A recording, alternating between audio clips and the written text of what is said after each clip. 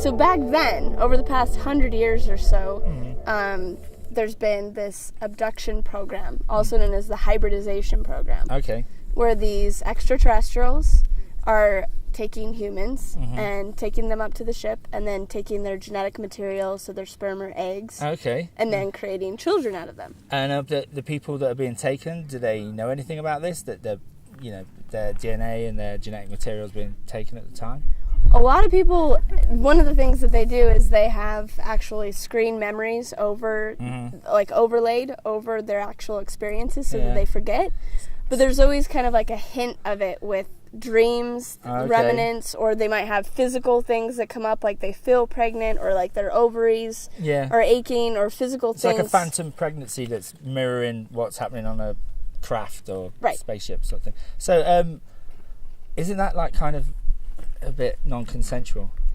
It is in like a human way, like from a human perspective it is. Yeah. But the thing that's interesting is taking it a step further with the ETs is they're actually from another perspective us. So a viewer of other incarnations. Oh, okay. Could you explain on that a bit further? Yeah. Yeah. So there's many incarnations that we have, so you could say like past lives or something, right? Yeah. So these they're called the Greys or the Zeta Reticuli, the ones that take us.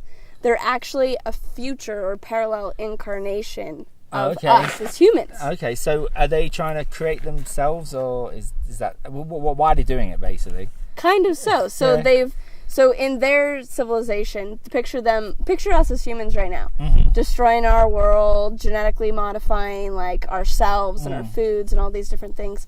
And finally, we get to the point where we can't reproduce, and we get to the point where we destroyed our planet. So that's what they've done. And so at a certain point, they can't reproduce, and they've destroyed their planet, and they're like, oh no, we're going to become extinct. So what can we do? Let's go back to a version of us before we screwed all this up. So they're kind of from they're us in the future then? They're not from like planet Mars or something like that? No. Okay. So they're actually us. So it is consensual in the way that it is another version of us coming back to us to not only like help themselves, but to help us. So on the ships, they're actually teaching us about how we can awaken, how we can change our world and do better things with humanity. And then also these kids coming are bringing all of this light and all of this this pure energy and this higher frequency for us to awaken. So how did it start with you? How did it start with me? It started with me when I started doing a bunch of healing work. Okay. So I was doing, I was working with angels and ghosts and other lives and all these kind of things. And one of the things that kept coming up was this concept of abduction. Yeah. And then all these abductees started coming to me and telling me their stories, and I'm like, this is real. Like, these people actually think that they were taken. And I was thinking that it wasn't me the whole time. And then finally, over time, like, these memories started to come up for me, and I'm like, oh my gosh, I'm a part of this. Of course, that's why it's coming up. Yeah. So, when did you think they when they took you, all your genetic material? Well, the biggest, like, memory unlocker was a regression that I did. Okay. With Barbara Lamb, and she's one of the top ET regressors in the world, and all of my memories, like, just came flooding back from that. And so it started when I was about age 3. Wow. Yeah. Yeah. And why particularly you? Why not the person in the next house down the street? It could be the person in the next house down the street. Yeah, of course. It could be the whole street. Right? Everyone going. They take genetic lines. Oh, so they've taken my dad, they took my grandma, so they take certain genetic lines and lineages So they're always working usually in the families. Yeah. But why do they choose these particular families? The genetics, so the energetic structure of that certain family line, as well as the physical genetics that they're looking for, and also the soul contracts that these family lineages have to participate in this other way. A soul contract. What explain? So it sounds quite serious. Sinister. Yeah. Well, it's actually like kind of it's sweet. Like, it's when we come into this body, when we incarnate. We go, like, what do we want to experience? What are the things we want to explore in this life? And someone in your family said, yeah, put me down for alien kidnap. Sort of right. Well, kind of so, in the way that, like, that incarnation is going, I want to explore the idea of multidimensionality. I want to experience the idea of working with something beyond just a human level. Like, some incarnations might be like, I just want to explore the theme of being a housewife or a slave or something like that. And these incarnations are going, I want to explore, extraterrestrial and galactic family connections and merge those two realities and work interdimensionally. So it's just a different kind of life. So you're 3 years old, they take you. So how did it progress from that to children? And can you talk about the child experience and all that stuff? Okay. So with my generation, because this kind of goes to the question you were just asking, my generation, it was a lot more positive. So there were experiences on these spaceships. They were like super exciting and fun, and I was always excited to go. Yeah. And it's similar with my generation, but the generations back, these Greys, they didn't have the emotional capacity as humans do. Yeah. So they didn't know how to treat us. Oh. And so a lot of people had very terrifying experiences, or that it was like physically hurtful in ways. Yeah. But then by the time they got to my generation and me, it was a lot more exciting. Yeah. So in those first years after 3 years old, I was on the ship just kind of exploring and getting used to it. And I'd go up with my family, and I remember going up with them, so it was kind of like a family outing. Right. Yeah. Okay. Just spaceship for the night. Yeah. That's pretty cool. and then I was working with them to actually like design these children. Yeah. And by the time I became of age to actually like give eggs, then at that time I was like, okay, well, I'm excited to give my eggs because I understand the whole thing and the program and everything. So that's when it changed. So how long does when you give your eggs, how much later is a child produced? And how does that work? Is it they got tanks or? Yeah. Yeah? How did you know that? I don't know. Maybe I'm up there sometimes. I know. Have you seen some tanks before? Anyway, moving on. Okay. So how it's one of these things that is so nonlinear and so multidimensional that it's hard to wrap my human brain around. Yeah. Just even a few months ago, I was taken over here in Sedona, and I saw a ship physically in the sky, and then a few minutes later, my ovaries were hurting and like aching in pain, like I had just been in surgery. Yeah. So they can take the eggs and then artificially kind of inseminate and then put them back in. Oh, okay. And they keep them a lot of the times in the human mothers on Earth. So women will be like, I'm pregnant. But it is with their own child. It's not like switching. Yeah. It's usually with their own child, but there could be other DNA strands. There could be multiple people in that. Yeah, you got to see how people could find this quite cruel. Cruel, yeah. Right. Yeah. Until the other part, the part that's so beautiful on the other end, because a lot of the time people get caught up in the cruelty or all of that energy, but the kids are like the best, most light part of the whole thing. That's why they did it. Is for us to have these kids and for us to have this opportunity to like awaken to this lighter part of ourselves. Yeah. So they're incubating your baby upstairs, for want of a better word. And what was it like the first time you saw your child? And could you talk a bit about your child as well? The first time I saw my child, in this case, it was pretty sad because I was only like 12 or 13 years old, and it was the first one that was created. Okay. And they had stuck like this needle like this long into my hip to pull out hip tissue because the child wasn't forming correctly. Oh, okay. And so they were trying to like save this kid, and he ended up like dying because in the beginning they were just trying to figure out how to do this. Yeah. And it was, it was so sad to it was like mourning the death of my of course, child. you know, yeah.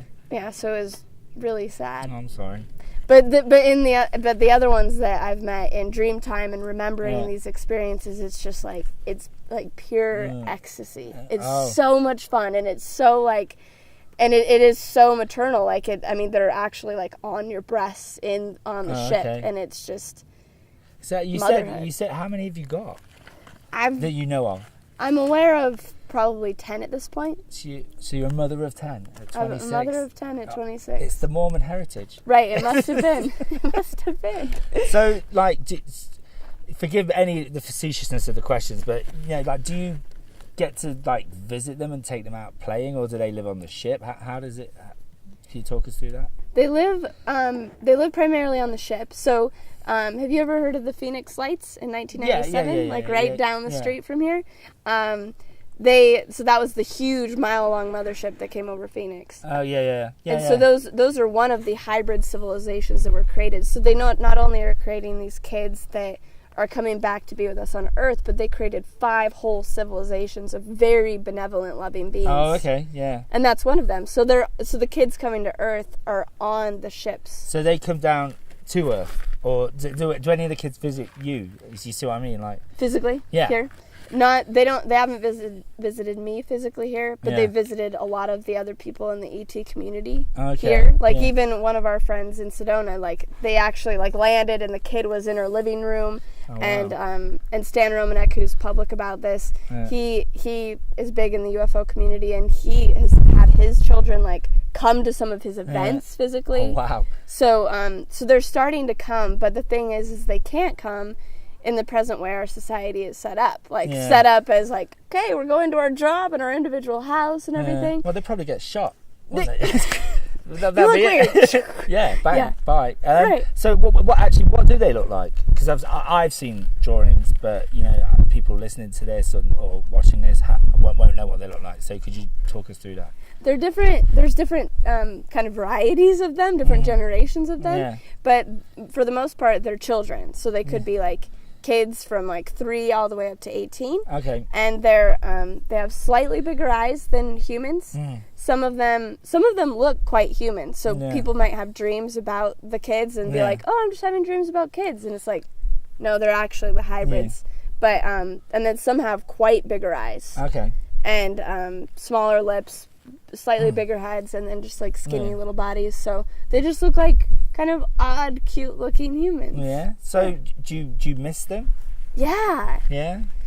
That's probably the biggest thing. Is it's there's this longing, and a lot of the other moms talk about this, this kind of this sadness because you can't physicalize it, and it's this you want to be with them. So how many people? Because you said moms. How many people do you think this is happening to?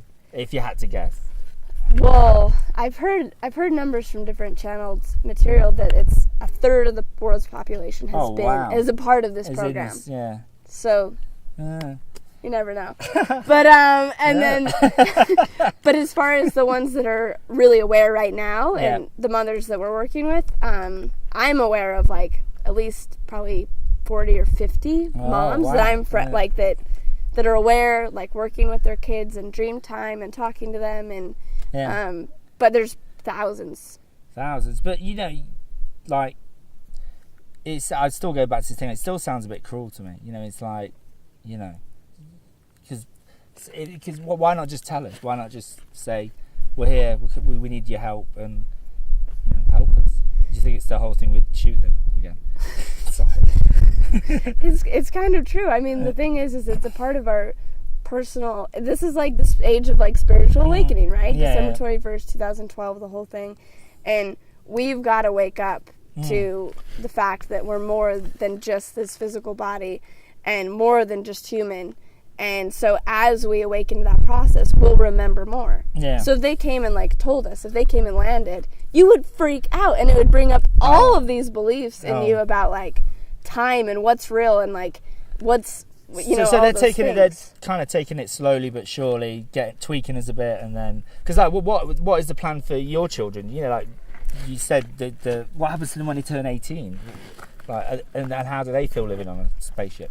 So they're kept out of time right now. So they are set to come to Earth when they're still children. Oh, okay. So they will better receive kids, right? Yeah, than adults. Sure. Well, maybe not now after this. Right. We're more likely to accept cute children than like adult aliens. Yeah, sure. And our own children, like they're our physical children. You know, people who didn't know they had children, it would be a very nice surprise. Right. Yeah, seriously. Yeah. And a lot of time, one of the things is that when women can't reproduce, it's because they're supposed to get. It's like, wake up, you do have kids in this other reality. Okay. So you've been talking about a community, and there's a few of you. Are you planning to like gather the mothers together in parts of the world and stuff? Yeah. Yeah. Could you talk about that a bit? So for the kids to be able to come here, because they're super high vibration, they're a different frequency than humans in general. I mean, they just like teleport, and they're like completely ecstatic, and they know exactly who they are, and they're super creative and imaginative. And so for them to be existing on Earth, they can't exist in the way that we exist now. So they can exist in the sacred sites that are super high frequency. So we're here in Sedona, which is the highest frequency place in the northern hemisphere. It's the huge vortex. And places like Shasta and Maui and Glastonbury eventually, and these places that are super high frequency, so it's more alignment with theirs. Somewhere where it's away from the collective energies of the cities, so we're going to create our own sustainable structures that are in sacred geometry, and living together is like a unified whole, like so where everyone's living their passion and not kind of pooped out after work and like having to like get the money to pay the rent, where everyone can like literally like just run free and like express themselves. And so in this coming together and as this new kind of like society, or this new kind of like way of living, then the kids, it's more in alignment with them because they work together. So someone reading this or watching this, how can they tell that could you just like describe the symptoms of what you should look for?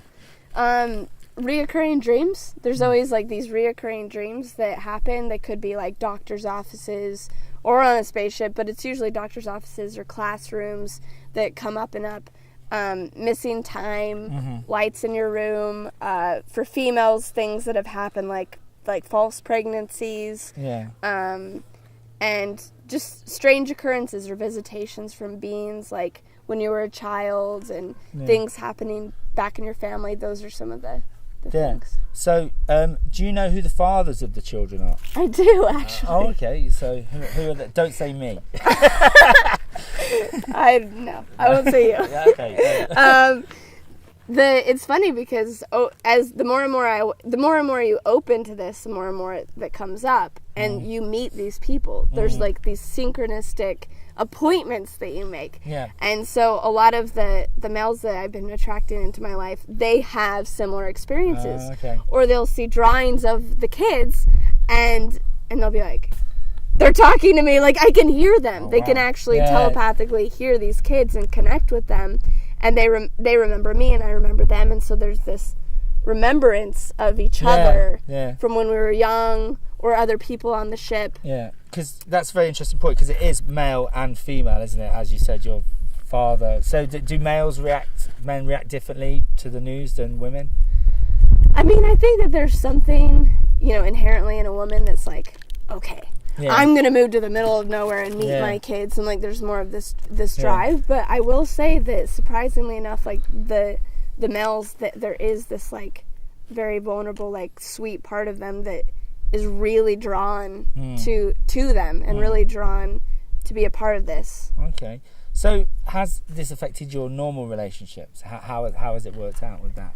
Like, maybe you're going out with someone, you go for dinner, and then you say, oh yeah, by the way, I've got 10 half alien children. How's that go down? Well, I don't really have normal relationships anymore. And the thing is like this has become the new normal, to where the people that like are coming to me that I would say like go on a date with or something, they are usually people that are experiencers too, or have memories or are attracted to it. So at this point, anyone like coming into contact with me doesn't So you could drive with this. So, you know, I could be completely free about it. Yeah. So have you had a regular boyfriend? Sorry, that's a terrible term. Cut that out.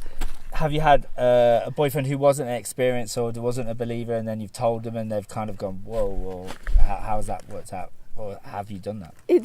It gradually transpired over like the course of becoming more like spiritually open and like becoming a medium and doing all these odd spiritual things. That started to change my taste in the actual I'm really only attracted to the people that can understand this.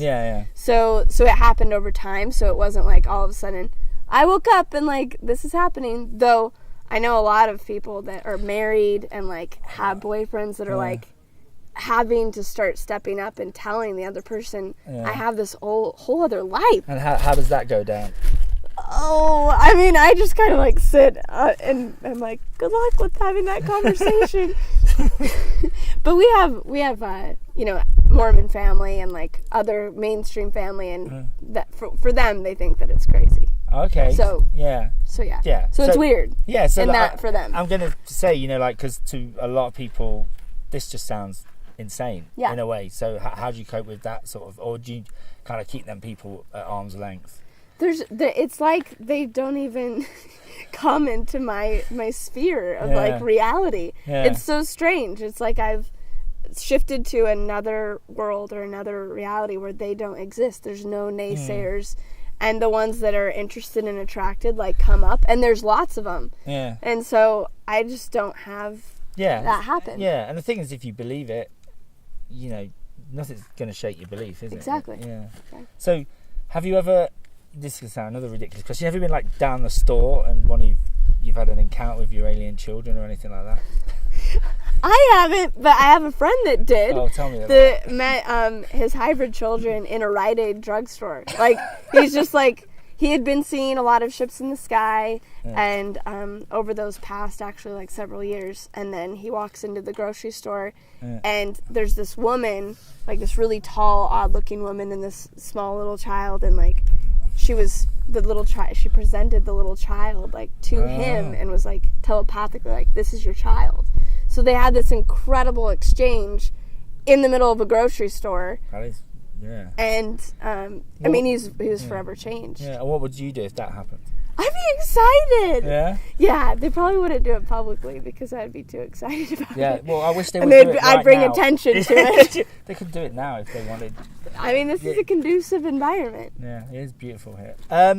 So there's, you know, because when people say I hear the hybrid children, they're going to think you're actually having sex with the aliens. Are you having sex? That's not anything to do with it, is it? There is a lot of sexuality going on with human to human up there, like interaction, and then a lot with the reptilians. Strangely enough. Explain more. So there's the Greys, which are the little short, big heads, big-eyed little dudes. Yeah. And then there's the reptilians who always come along with them, who are like represent the primal energy state of those Greys, and they're helping in this program. And so there's benevolent reptilians, and there are like the negative like ones as well, but in this case most of them are quite positive. And there's a lot of sexual encounters that go on with them. So they're between them and humans? The humans, yeah, and how do people describe that? Really, that's a good experience. The best sex in your life. Right, pretty much. And you know what I'm going to have to ask you next. Have you had any sex with a reptilian? Yes. Okay. Yeah. When was that? When was that? Yeah. Is that out of time? So it's kind of out of time, so you just don't know. Yeah. So just talk us through it. I'm sorry to have to make you talk through your sex life. It's just one of those incredible, super primal, super raw experiences where it's just like freedom and going for it. Yeah. So again, is it like in zero gravity or anything like that, or is it just in a normal sort of bed sort of thing? Normal sort of bed thing. Yeah. And it was consensual, obviously. Yeah, I mean, I guess so. Well, it's just when that energy comes towards you that's just like, it's not even like I want to take you, it's just like pure sexuality and like pure kind of like ecstatic freedom. Like I and the other women are just kind of like, okay, like. And does that happen to men as well? I don't know. Oh. I mean, I've heard of a lot of female cases, but I'm not sure about the males. Oh, great. Sorry. So we get nothing. They do set up screen memories for the males so that like exact kind of like their fantasies. Oh, okay. So men have like dreams about that where it's like they could be like actually like alien sex women. Yeah. That like they know exactly what. Yeah, gets you going. What gets you going? Yeah. Yeah. Okay. Wow. So what do you do in your spare time? Yeah. How do you relax? Just myself personally. Yeah. I go hiking up here. Mm-hmm. Like I'm gonna go hiking up here after our interview. Yeah, if it ever ends. If it ever ends. If we don't get taken and drop back down tonight. Yeah, so I go hiking. I spend a lot of time in nature. That's like, because it just feels good. It does, yeah. It does, right? Yeah. I do art, so I like paint and draw. Yeah. I like cooking, like very natural, organic foods. Can I ask you a question? Yeah. Have you got a recipe for soup? It's someone we're actually asking everybody at the moment. So do you have? For sure. Yeah. Could you just look? Recipe for soup. Yeah. And then introduce yourself saying, I'm Briget Neilsen and here's my recipe for soup. Okay. I'm Bridget Nielson and here's my recipe for soup. A mung bean Indian soup with maybe like you just cook up the mung beans, maybe like 2 cups of them, and then add in sweet potatoes after they're about cooked all the way, and then heat up some grapeseed oil and put in some onion and garlic, get it going, put in some cumin and curry powder and turmeric and chili powder, get it kind of spicy, and mushrooms, tomatoes, and then fry that up and then pour it into the main soup, add some salt and lemon juice, and there's your mung bean Indian soup. Sounds delicious. How long does it take? I think like maybe like 2 hours if you just want to really steep it. Yeah. Okay, sorry, we just asked this the other day to someone, didn't we? And what kind of soup did they choose? What did they make? Vegetable is pretty boring. So it's pretty boring. It wasn't anything like that, was it? Yeah, I wasn't going to say that sounds really nice. You know what I mean? But all right, last question. Have you ever been afraid when this has happened at any point? Yeah. Yeah. Just tell me about it. I mean, in the beginning, like the very concept of this whole thing is completely freaked me out. I mean, like, and I could feel the fear from so many people that have had negative experiences, which of course is just coming from through the filters of like, I want to be in control of my human life, and something else that's outside of my control is scary. Just that alone is scary. But and then these beings look different and strange.